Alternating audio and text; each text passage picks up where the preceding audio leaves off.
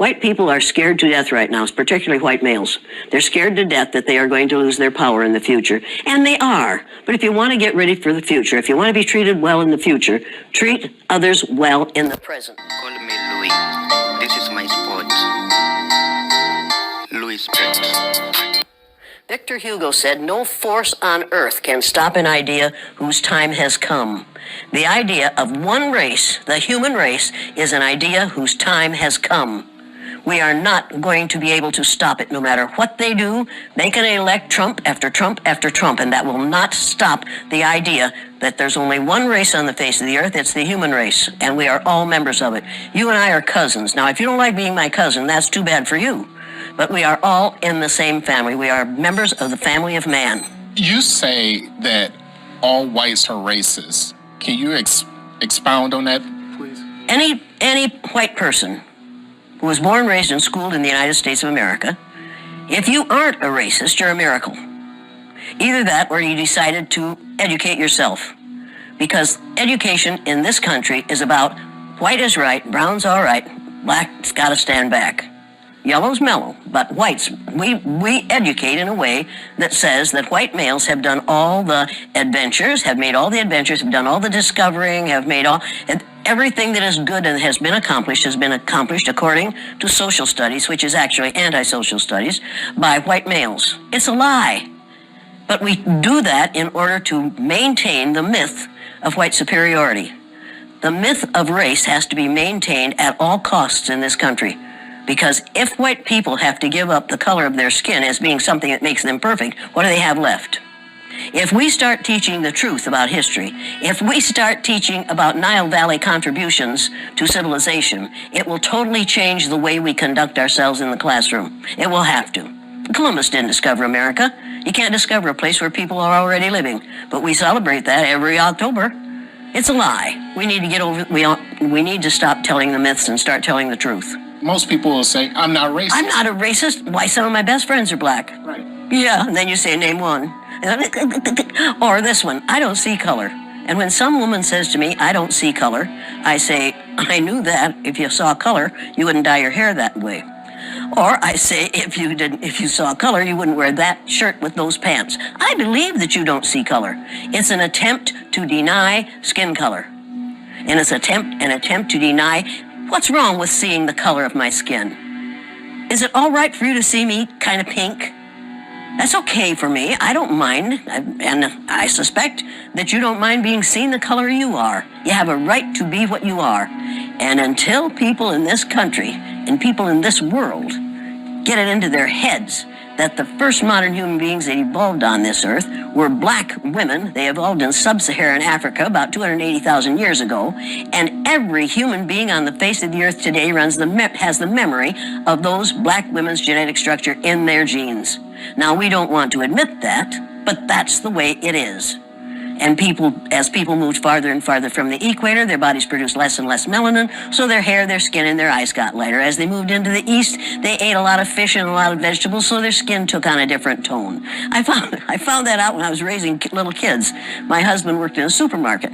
He was the head of the produce department, and they had lots of oranges that they couldn't sell, so he'd bring them home, and I was feeding my kids orange juice like you never saw in your life. They began to have an orange cast to their skin. I thought they had a liver problem.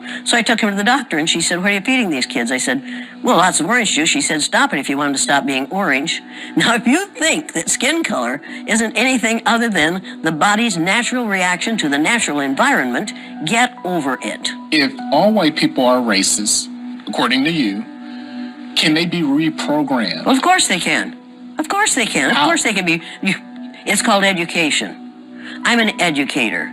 The word educator comes from the root dus, which means lead, the prefix e, which means out, the suffix ate, which means the act of, and the suffix or, which means one who does. An educator is one who is engaged in the act of leading people out of ignorance. Now, I know you can change them. The second year I did the blue-eyed, brown-eyed exercise in my classroom, it was filmed by the Canadian Broadcasting Corporation.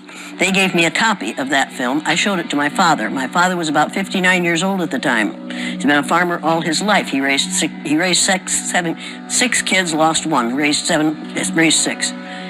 watched that film as a 59-year-old man. When it was over, he stood up, and with tears in his eyes, he took his red handkerchief out of the back pocket of his overalls, his bib overalls, and said, "I wish somebody had taught me that when I was 9 years old."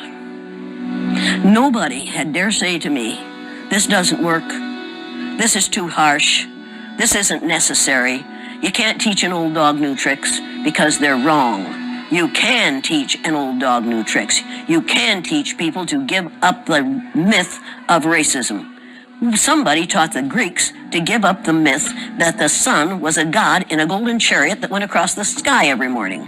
They believed that for hundreds of years. We have believed the myth of 3 or 4 races, different races in this country, for long enough. There's no such thing as reverse racism. You can only be a racist if you have the power to institutionalize what you're doing to people who are different from you. What we're calling reverse racism is natural reaction to being treated unfairly on the basis of somebody else's ignorance.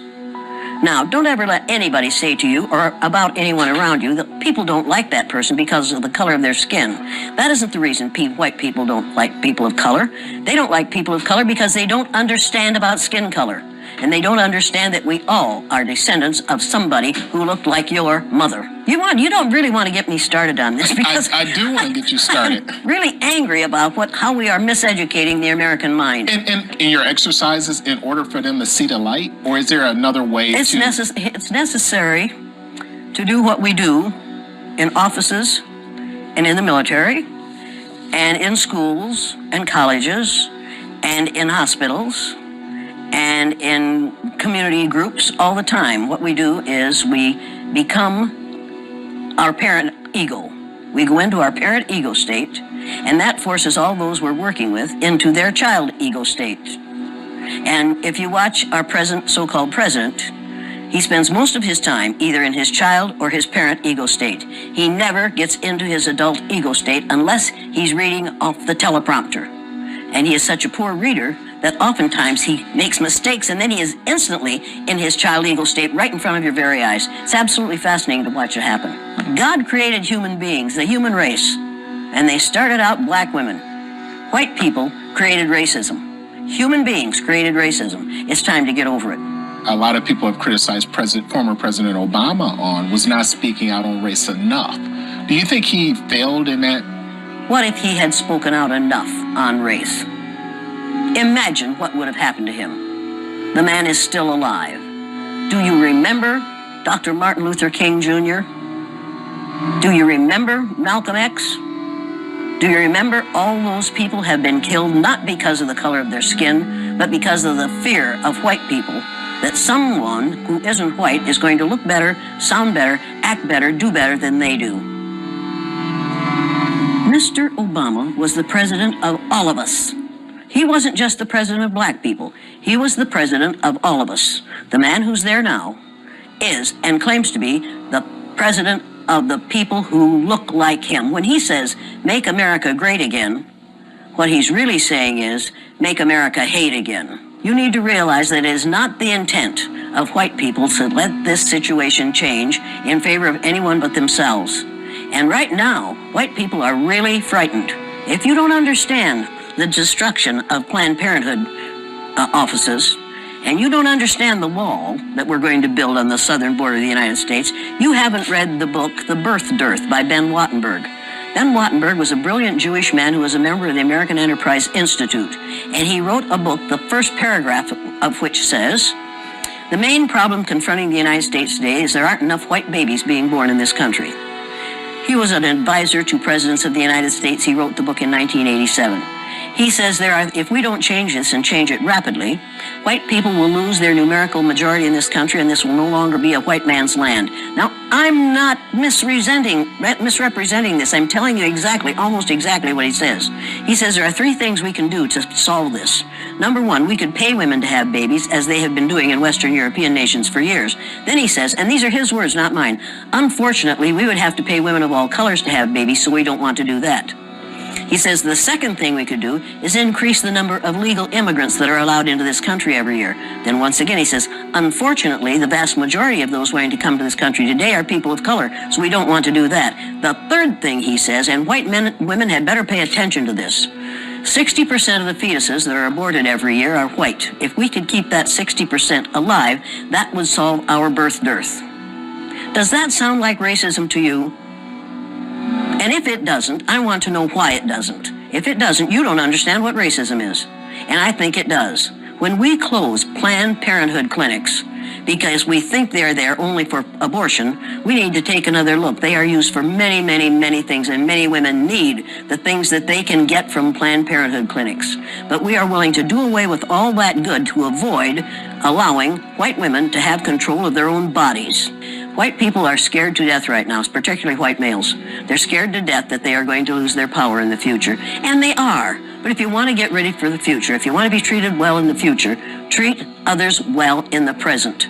What we do in the present constructs the future. What we have done in the past, we can learn from that. And we'd better learn from that. Those who forget the mistakes of the past are doomed to repeat them. And when you read this book, you'll realize that that's exactly what we're doing. We're repeating the mistakes that we have made in the past because we aren't teaching about these mistakes in the present. We are not teaching history that is true. We aren't teaching social studies that is true. We aren't even teaching true geography, for God's sake. You want to talk about forgiveness? You want to talk about changing this thing? I cannot understand how Japanese people can stand the sight of any of us, and yet they do. I cannot understand why black people who have been subjected to the ugliness that they've been subjected to in this country can get up every morning and go to work among us and not be absolutely furious.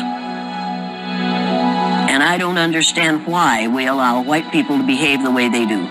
We have got to stop tolerating the intolerable.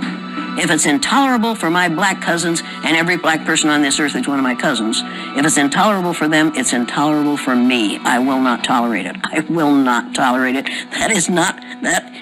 I am required not to tolerate that kind of treatment for the people who are related to me. And that's every person on the face of the earth. If your ignorance is such that you'll mistreat somebody because of your ignorance about the color of their skin, don't do it around me. Number one, I've been threatened with death lots of times. Now I say, go for it, fool. My husband died 4 years ago. Being with him would not be a bad thing for me. Death is not the worst thing that can happen to you. Living a worthless, useless life is much worse than dying.